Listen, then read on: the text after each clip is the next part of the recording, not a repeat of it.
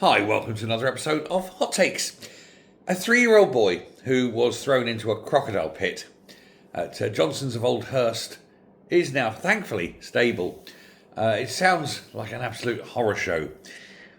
Witnesses claim the suspect, though, is a 30-year-old disabled man who was with two carers who were on their phones and some distance away from the man, around 10-15 metres behind him, according to the witnesses, when he allegedly picked up the child, lifted him over the fence and hurled him into the enclosure.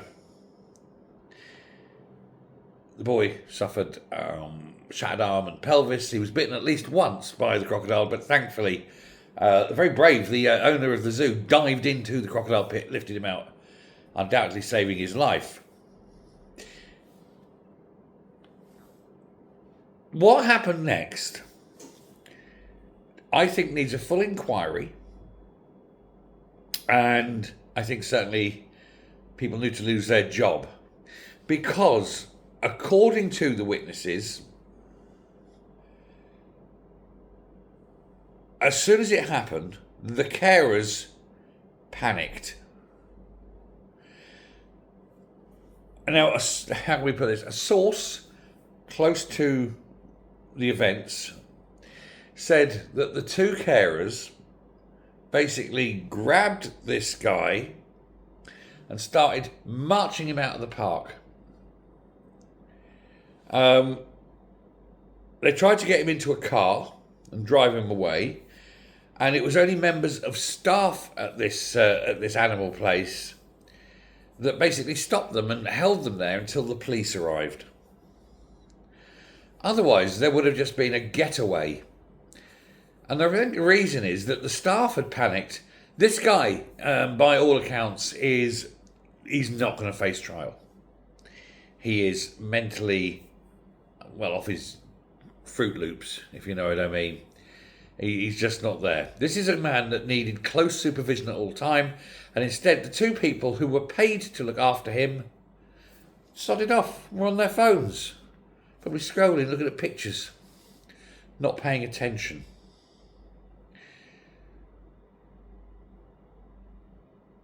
It's a tragic event for the boy and the family.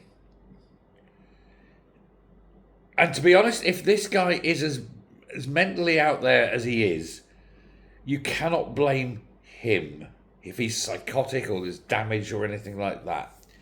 But that's why we used to have asylums, to keep people safe, to keep the people suffering safe, as well as society safe.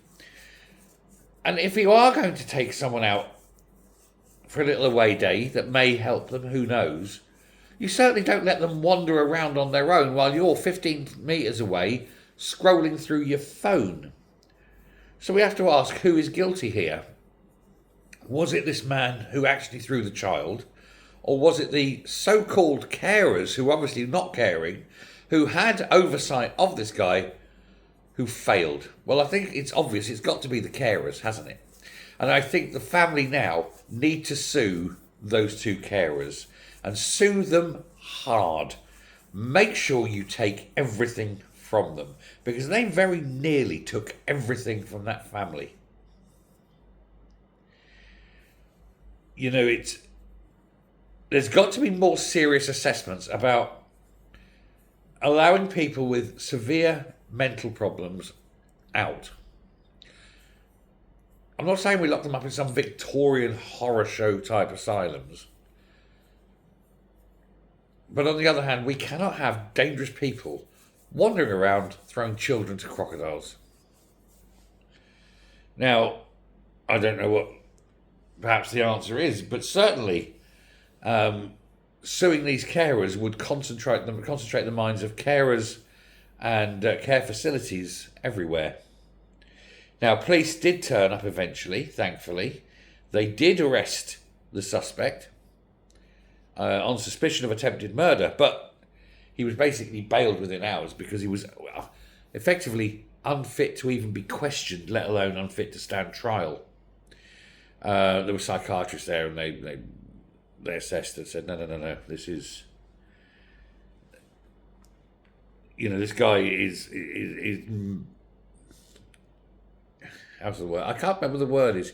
He's not he's not fit to be consensual to crime or something. There's a term for it, but basically he's so far off his trolley, he has no recognition of what he did was wrong. He just acts on impulse and with immediacy because he sees things, he perceives things, he's psychotic. You don't know what's going on in his mind. And you can accept, it's not pleasant, I accept, but you can accept that that is someone who is in deep mental need. What the hell was he doing out, and what the hell were the carers doing? And more importantly, why? Once he did this, rather than restraining him, the carers holding him there waiting for something to happen, did they want to bundle him into a car and get the hell out of Dodge? Hopefully on the principle that nobody saw him or them or realised what had happened, so that nobody would be held responsible. So we have another scandal. On top of that, and I've mentioned this in another video elsewhere, whether it's out or not, I don't know. They don't all go out in the correct order. On top of that, there's a second scandal attached to this story, where following this, 40 different NHS staff accessed that child's records. Now, I can understand why, medical records we're talking here. Now, I understand why those giving the care, the doctor in the case, the nurse in the case, may want to access this. And of course, there's the admin access because you've got to update records. I get that. How many of these people just accessed it out of pure voyeurism, sort of grim curiosity, morbid fascination? Now, this has happened before with other cases, and people have lost their jobs. So I do hope that the consistency is maintained here, and anyone who's not directly involved with the care of that child or the administration of that child, if they've accessed that with no reason to do so, they must lose their job. They must be fired. But that's a different scandal, and I've done that on a different video. I get the impression, though, that this is going to end up with some kind of Netflix documentary or true crime or some such. It's going to become some salacious piece of entertainment, and that's quite wrong.